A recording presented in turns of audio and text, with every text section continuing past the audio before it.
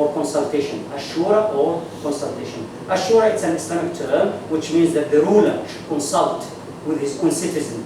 Of course, Islam doesn't fix how. So nowadays, we have what we call the parliament, and a government, and the ruler. He needs to consult the parliament. He cannot issue any decree without that the parliament, or in Hong Kong we have the legislative council, they cannot take, a certain law or issue a law without the parliament, agree, right? So Jamaluddin al-Afghani, he's calling upon that.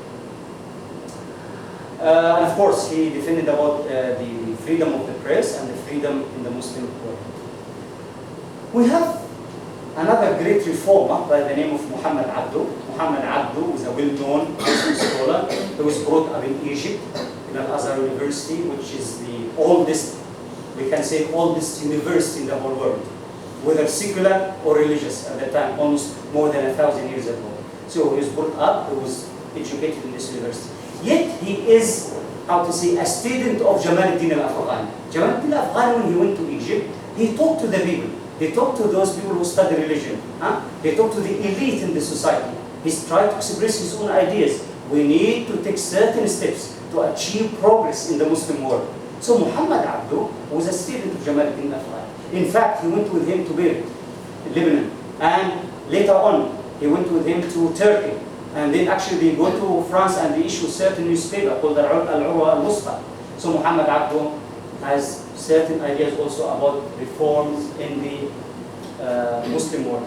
But basically Muhammad Abdu, he again called for application of constitutional and parliamentary system in the Muslim world, and he concentrated much that we need to modify the Islamic education in the Islamic universities. He notes that most of the people, or most of the curriculum in the, for example, Al-Azhar or certain other universities like in Tunisia or other places, mostly the students are memorizing. They don't use their minds to deduct certain new rules from the text, whether Quran or the traditions of the Prophet of Islam. So he tried and he emphasized that we need to modify the curriculum of Islamic education in all these Islamic universities. So Muhammad Abdu is well known to be also a pioneer when it comes to Islamic revival or Islamic reforms. Muhammad Abdu passed away in 1905. We have another scholar by the name of Rashid Rida. Rashid Rida, he is a student of Muhammad Abdu. Can you see? This is how to say, it goes on. Jamaluddin al-Afghani, Muhammad Abdu, Rashid Rida. Rashid Rida was born in Lebanon. He's a Muslim scholar, was born in Lebanon, and he is a student of Muhammad Abdu when Muhammad Abdu went to Lebanon. So he studied under Muhammad Abdu. And because he loves Muhammad Abdu, he likes his own idea, he migrated from Lebanon and lived in Egypt at that time. And of course, Egypt at that time was a certain area which is free at that time. They give freedom for anyone who wants to express his own ideas. That's why Egypt at that time, many people from other Arab countries, they go to Egypt to study there. Even when it comes to artists, those actors, the people who like to make cinema, theaters, they go to Egypt. Anyway, Rashid Rida went to Egypt and studied again and have his own companionship with Muhammad Abdu. And they have Muhammad Abdu usually give some sort of a lesson in Al-Azhar University or Al-Azhar Mosque about tafsir. That's why we have what we call tafsir al-manar. Tafsir al-manar, this is, tafsir means interpretation. Interpretation of the Holy Quran. Tafsir means interpretation. So, Muhammad Abdu tried to explain the meaning of the Holy Quran, of course, in Arabic, and Rashid Rida is the one to write, and later on it was published, Tafsir al-Manar, interpretation of al-Manar. So, Rashid Rida, as we say, he supported what we called Islamic Caliphate. At that time, we know now that Rashid Rida passed away in 1935. 1924, the Islamic Caliphate was abrogated, with cancelled. 1924. Before 1924, we have what we call Islamic Caliphate. There is a certain person, a certain figure in the Muslim world. He is what we call the ruler. is not even ruling all Muslim countries, but the Muslims around the world will look to him. When he, for example, he says something, oh, this is, the Caliph, the ruler of Muslims, even spiritually speaking at that time. So 1924, there was no Islamic Caliphate. It was abolished in Turkey, and we have Mustafa Kemal Atatürk, a ruler in Turkey. We have what we call Turkey only. He doesn't care about other Muslim countries, and he concentrated only on Turkey. So Rashid Rida, he said, we need to restore the Islamic Caliphate. We need to have a caliph. We need to have a ruler for the Muslim world. Rashid. Now we have an Islamic group, and the leader was Hassan al-Banna. Hassan al-Banna was born in 1906, passed away, and actually he was assassinated in 1949. Hassan al-Banna. Hassan al-Banna was a student of Rashid Rida. Hassan al-Banna was a student of Rashid Rida. Of course, now we know who's Rashid Rida, right? Rashid Rida, student of Muhammad Abdu. Muhammad Abdu was a student of Jamal al-Din al-Afghani. So Hassan al-Banna was a student of Rashid Rida at that time. Hassan al-Banna was an enthusiastic young man in Egypt. He studied in a college called Dar al-Ulum, studied about the Arabic language, Islamic law, and so on, and he was graduated. And actually he worked as a primary school teacher at that time. But Hassan al-Banna has certain ideas. Again, he sees that many things in the Egyptian society at that time does not conform or agree with the Islamic principles, with Islamic law. And the Muslims are backward and so on, and he's so enthusiastic. He wants to do something. But Hassan al-Banna noticed that the Muslim scholars before, whether Muhammad Abdu, Jamal al-Din al-Afghani, Rashid Rida, their influence is not so big. They only wrote books, they only preach, and some people are influenced. Now Hassan al-Banna reached a certain idea. We need to form a group. We need to have a certain group. That this group will hold on, this task, will take up that task to make progress in the Muslim world, to ask the people to, to take care about their own religion, to abide about their own religion. That's why we form the Jama'at al-Ikhwan al-Muslimin, or what we call Muslim Brotherhood. The Muslim Brotherhood was established in Egypt in 1928. 1928. Ikhwan Muslimin, or Muslim Brotherhood. The Muslim Brotherhood and Hassan al-Banna has achieved at that time lots of progress. In each, we can say, village in Egypt, they have a branch. They have some supporters. In each city, they have a branch. They build schools, hospitals. Their influence is everywhere. But the problem arises later. We have now the government, or the Egyptian government at that time. The Egyptian government at that time sees some sort of, that this influence of Hassan al-Banna threatening certain ideas. Now Hassan al-Banna wants to be a member in the parliament. The voice was loud that we need to reform the situation in Egypt according to the Islamic law, and so on and so on. So there were certain troubles. And some members of the Muslim Brotherhood at the time, they make violent actions against their own, opponents at that time, political opponents. So there were certain assassinations, there were certain explosions, and so on. So the government at a certain time, 1948, they abolished the Ikhwan al-Muslimin, or Muslim Brotherhood, 1948. The Prime Minister issued a certain decree that Muslim Brotherhood is outlawed in Egypt. And of course they confiscated all the money and everything at that time, 1948. Now Hassan al-Banna, 1948, he tried his best with the government and with the Prime Minister, with the king at that time. His name is King Farouk, that Egypt was his kingdom at that time. He tried to reach a certain compromise to let his group, come back. But his own efforts all does not succeed at all. He didn't succeed at all. And Hassan al-Banna was assassinated in 1949.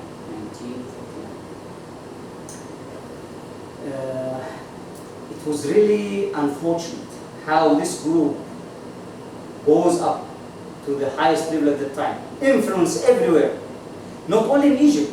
Now the Muslim Brotherhood in Palestine, I say at that time even, some in Saudi Arabia, some in certain areas, spread.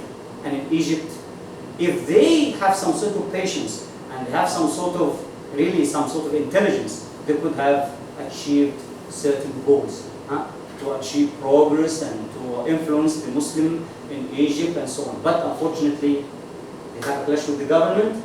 Now they are outlawed in Egypt. 1952, we have a coup against the king. And now the military at that time, he has some sort of cooperation with the Muslim Brotherhood. So now, it's a good now opportunity for the Muslim Brotherhood to come back. But again, only 2 or 3 years more, we have a clash between the Muslim Brotherhood and the military ruling in Egypt. And now we see that almost all the members of the Muslim Brotherhood were being taken to prison at that time. And one famous member of them by the name of Sayyid Qutb, he was sentenced to death at the time. I just like, because this is even current, that's why I take a little bit long when it's this Muslim Brotherhood. 1970, we have a new president in Egypt by the name of Sadat. He let them go out of the prison. And now they form their own groups again and they start work. Right? They have, of course, the government, whether during Sadat time or Mubarak time, they were against Muslim Brotherhood, but they give them a certain space of freedom to move. And of course, all of you might have followed the news that we have revolution in Egypt 2011 and 2012 we have president from the Muslim Brotherhood. Alright? June 2012. But again, June 2013, he was ousted by the military in Egypt. Unfortunately, when those people came to power, they didn't succeed in their own way of expressing themselves to attract them. So, whether practically speaking or addressing the public, they will not succeed successfully. This is unfortunate. So, this was the result. Nowadays, many people, I can say in Egypt, they are not sympathizing with the Muslim Brotherhood. Before, they have sympathy to them. But nowadays, unfortunately, many people, among the people, they are not sympathizing with the Muslim Brotherhood. Of course, what we call the Murshid, or the guy of the whole group who's in prison now, the president, Morsi, who was the president, who's in prison now, lots of, how to say, the office directors or the directors of this group, almost all in prison now. But some have fled outside Egypt. This is their experience. Now we have another pioneer of the Islamic revival and well-known Muslim scholar by the name of Abu al-Mawdudi, who was born in 1903, passed away in 1979. Al-Mawdudi was born in what's at that time called the Indian subcontinent. There was no Pakistan or India at that time, all Indian subcontinent. Abu al-Mawdudi has written lots of books. One of the famous books that Abu al-Mawdudi has written is called Towards Understanding Islam. Towards Understanding Islam. And this book has been translated to many languages, almost 30 languages. This book has been translated into Islam. It's called Towards Understanding Islam. Abu al-Mawdudi formed a certain group in 1940s called Jama'at Islami, or the Islamic group. And now we have the Pakistan, India, so he was he moved to Pakistan, and he started to call the Pakistani government that they should apply the Islamic law in Pakistan. But again, the government doesn't like the way Abu al-Mawdudi asked to apply the Islamic law. So Abu al-Mawdudi, again, he went to prison. Even at a certain time, there was a sentence against him, death sentence from Pakistani court, but later on, he just only stayed almost 2.5 years in the prison, and after that he went out of the prison, or they go out of the prison. So of course the Islamic group, or Jama'at Islam, is still in Pakistan, it's a big Islamic group. And we can say that somehow Jama'at Islami in Pakistan and the Muslim Brotherhood in Egypt share lots of common ideas. They are not calling for violence against the governments or other groups. They want to establish the Islamic society and have certain ideas to restore the glory of Islam and Islamic civilization. This is basic ideas. But in details, we don't know how they can reach this. We have another group called Muhammadiyya in Indonesia. Muhammadiyya is a big Islamic group in Indonesia. It was established in 1912 by somebody called Ahmad Dahlan. And he was influenced by Muhammad Abdu. Do you remember who's Muhammad Abdu? We already forget. We say Jamal Din al-Afghani, Muhammad Abdu, Rashid Rida, Hassan al-Banna, Maulana Maududi. So Muhammad Dahlan was influenced by Muhammad Abdu. So you can see how some sort of they connect with each other. The Muhammadiyya in Indonesia has almost 29 million or 30 million members. It runs schools, prayer houses, mosques, clinics, libraries, and universities. It's well known. Whether Muslim Brotherhood or Muslim Brotherhood in Egypt, Jama'at-e-Islam in Pakistan, or Muhammadiyya in Indonesia, these groups, they are moderate Islamic groups. They're not calling for violence or violent actions against the government or against the people. Now we come to certain Islamic groups which they have a militant way, right? Or they commit certain actions of violence in the Muslim world. We have Al-Jama'at Islamiyya. Al-Jama'at Islamiyya was established in Egypt, and it has a big conflict with the Egyptian government at that time. We have some of those groups, they go, for example, to attack a certain bank and take the money. For example, they attack jewelry shops and take money, and so on. And this is in the name of Islam. All right? Of course, this is not in the name of Islam. Muslim scholars condemn such a kind of actions. The main leader or scholar whom they get ideas from is Sheikh or Dr. Omar Abdurrahman. Omar Abdurrahman, he is a Muslim scholar.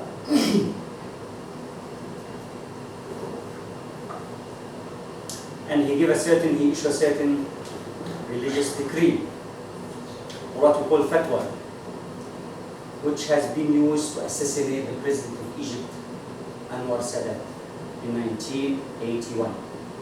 He was assassinated under the influence of a fatwa or religious decree of Omar Abdurrahman, the leader of the Islamic group.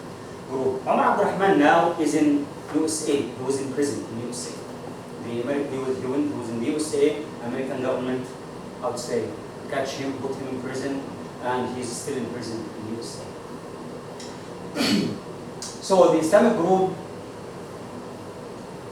in later on, almost 2008, they have what we call revisions of their own ideas.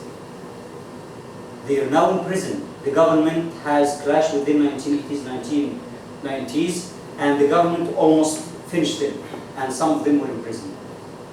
So the leaders think that what they have done during all these years doesn't bring any result. You make violence against the government and police officers. You commit violent actions against civilians. Your main aim is to change the regime, to change the government, and the government isn't changing. Nothing has been achieved. So they reach a certain conclusion that their own concept of jihad, their own concept of changing the situation is totally wrong. And reach a certain conclusion that they declare that they will not do any kind of violent actions, and they were wrong in their own way of thinking. This is the Islamic. We have Jama'at al-Jihad. Jama'at al-Jihad was established in the 1970s by Ayman al-Zawahiri. Ayman al-Zawahiri now is the head of Al-Qaeda. Of course, we know Al-Qaeda, right? So after the assassination of Osama bin Laden, Ayman al-Zawahiri, now he is the head of Al-Qaeda. So Ayman al-Zawahiri established Al-Jihad group in Egypt in the 1970s. Again, Ayman al-Zawahiri or his group has done certain actions of violence in Egypt. But the group again, in 2008, around that time, the group in Egypt, Ayman al-Zawahiri went to Afghanistan, cooperated with Osama bin Laden, and established Al-Qaeda, all right? But now, in 1990s, but the group in Egypt declared that the concept of jihad is wrong. To attack governments, to attack civilians is totally wrong. But of course, Ayman al-Zawahiri now still in Afghanistan and still has his own ideas when it comes to, yes, everything is he attacks civilians and it doesn't matter. And he needs to change the whole Muslim governments by force. He still has the same ideas. But the group in Egypt declared that the concept of jihad was totally wrong. We have Harakat al-Nahda in Tunisia.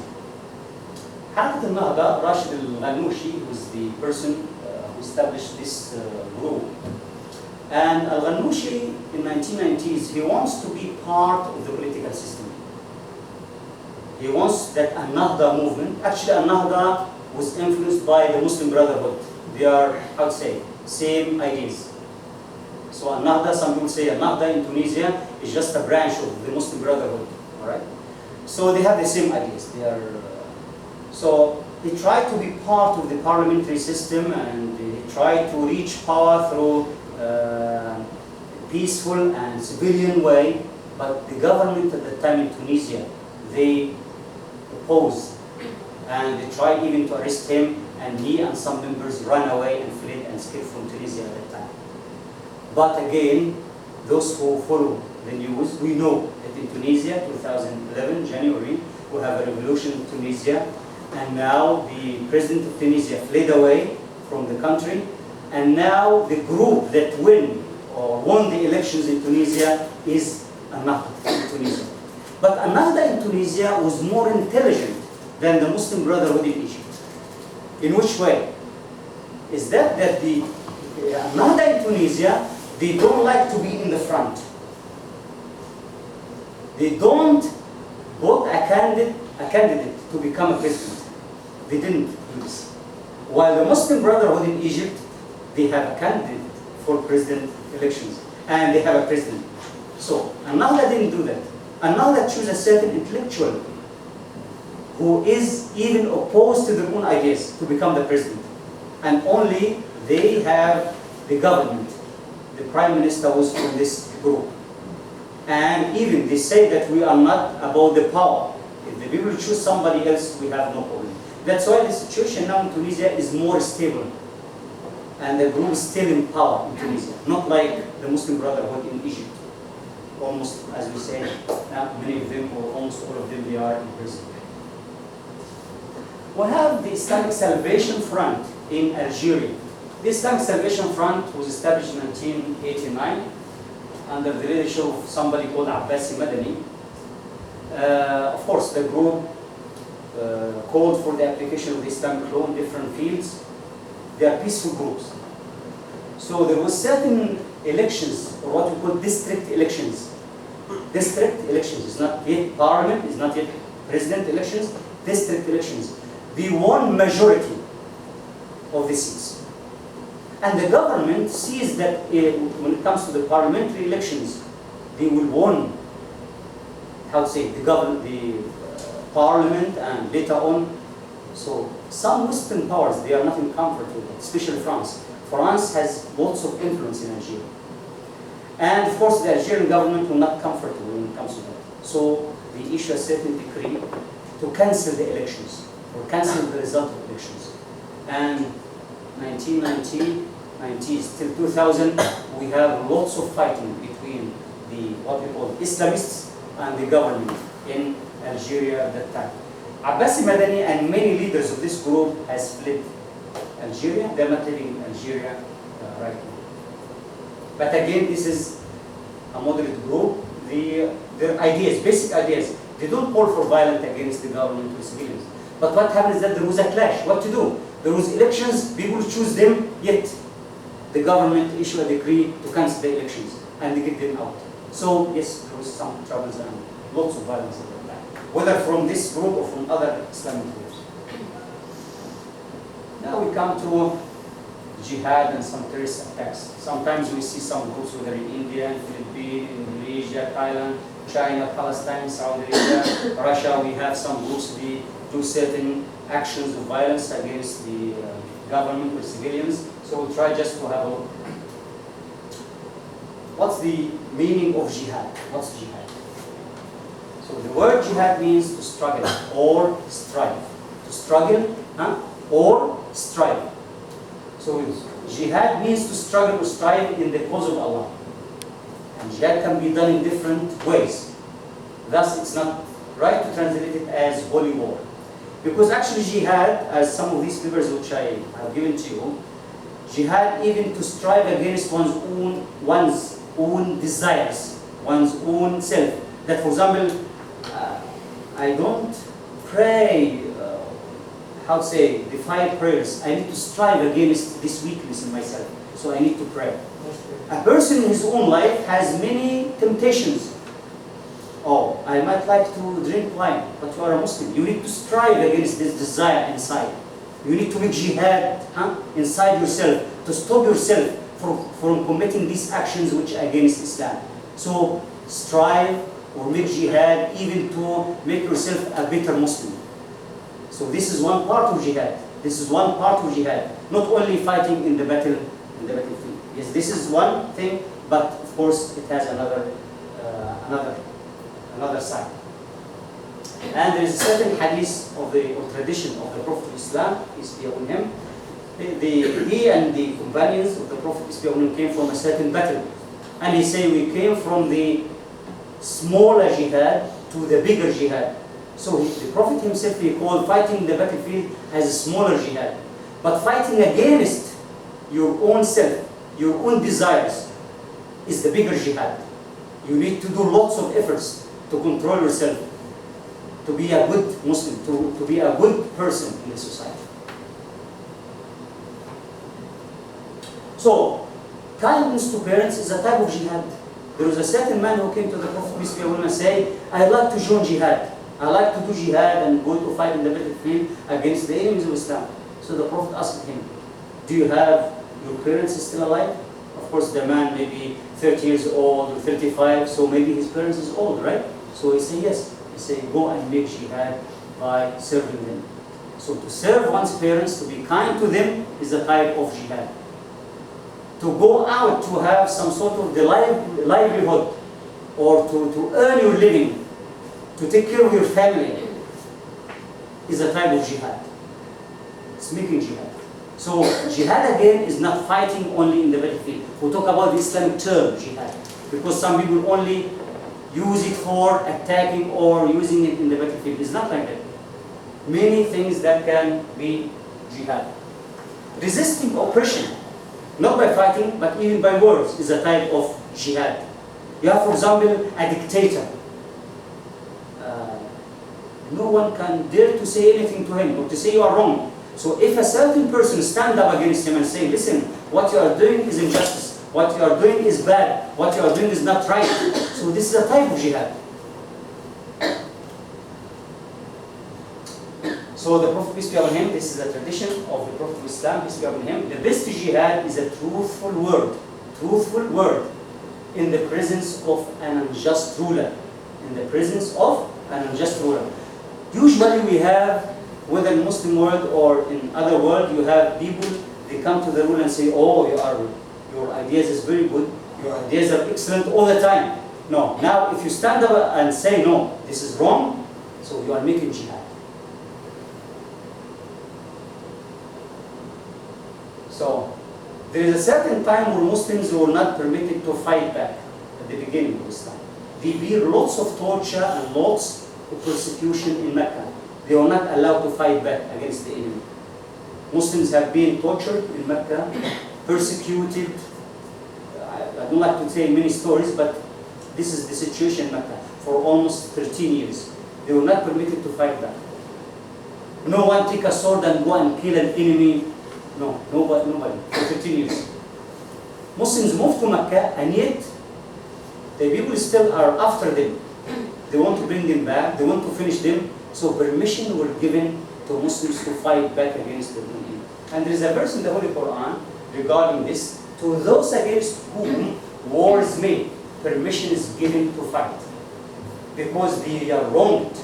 People have done injustice to the Muslims before, and verily Allah is most powerful for their aid.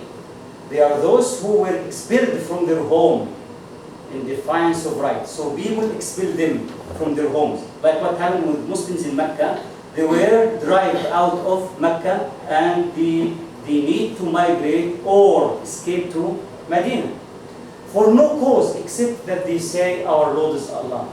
So Muslims were driven out of Mecca because of what? Because they believe in Allah. Because they asked people to believe in Allah. That's all. They didn't fight against the people. They didn't commit any violent actions. But still the people in Mecca don't like these ideas, and they persecuted them. And they need to escape, and they ran away. So permission was given to Muslims to fight back against the enemies. We should remember when we talk about jihad or fighting for the cause of Allah and the cause of Islam, that fighting is disliked. It's not that the Muslims want to fight. No. The Prophet of Islam said, "Oh people, do not desire a combat. Do not wish for fighting with the enemy. But pray to Allah for safety. But when you are face to face with the enemy, be steadfast." So the Muslim is not desiring for fighting with others. No. But if there is a war with the enemy and you stand face to face to them, don't run away now. It's the battle, right? So don't run away. But they don't like this. They are not after that. And we should remember that permission to fight is given to Muslims not to launch aggressions against others in our land. And you should not launch aggression.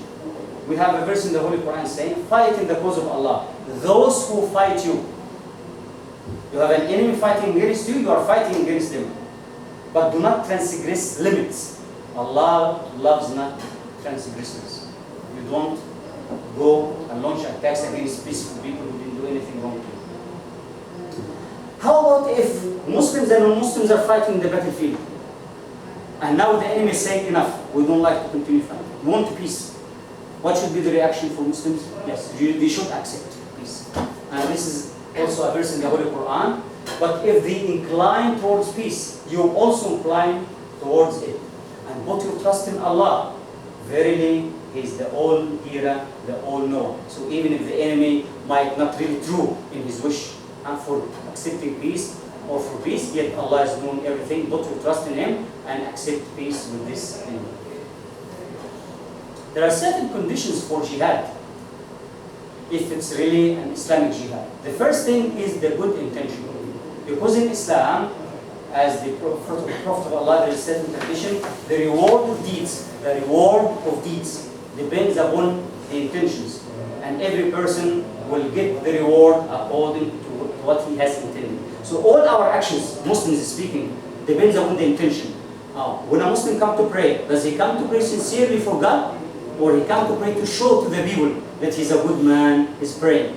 When you give to the poor people, you give that the people see you are generous, you are good, or you give sincerely to God. So most important is the intention. It's very important. So now when you're doing jihad, are you doing it because at that time, in the previous days, to show you are brave? When you fight with a sword, you can kill many people and so on? So if this is the intention, it's wrong intention, you are not going to get any reward for that. So very good intention should be there. You are going to jihad to defend Muslims against their own enemies who fight against them or attack them. One of the main conditions of jihad is to follow